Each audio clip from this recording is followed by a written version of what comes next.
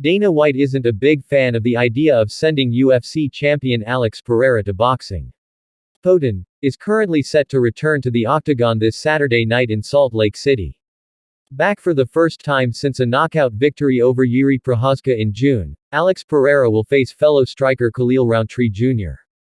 For his part, the War Horse hasn't competed since a stoppage win over Anthony Smith last December. Ahead of his UFC 307 return, Alex Pereira has teased a move to boxing. The Brazilian has always been a fan of the sport and holds a 1-0 record as well. Pereira also teased he would be a big part of UFC CEO Dana White's move into the sport. However, the promoter seemingly isn't down with that idea.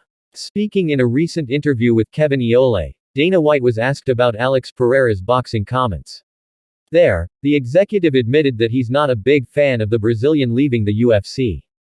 Given Pereira's status as champion, any boxing crossover would hold up the light heavyweight division. Dana White also mentioned Alex Pereira could break Ronda Rousey's record of 3 fastest title defenses this Saturday with a win.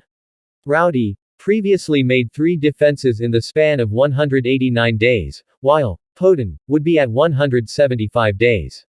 Lastly, White just isn't a fan of crossover fights in general. "I don't know," Dana White stated, when asked about UFC champion Alex Pereira heading to boxing. "I mean, when you look at where he's at right now, he's at the top of this game. He's about to break Rousey's record if he wins the fight on Saturday night. God knows what other records he could break here. He's 38 years old, which is even more impressive when you add that on top of anything else." He continued, "I don't know if he will fight in boxing.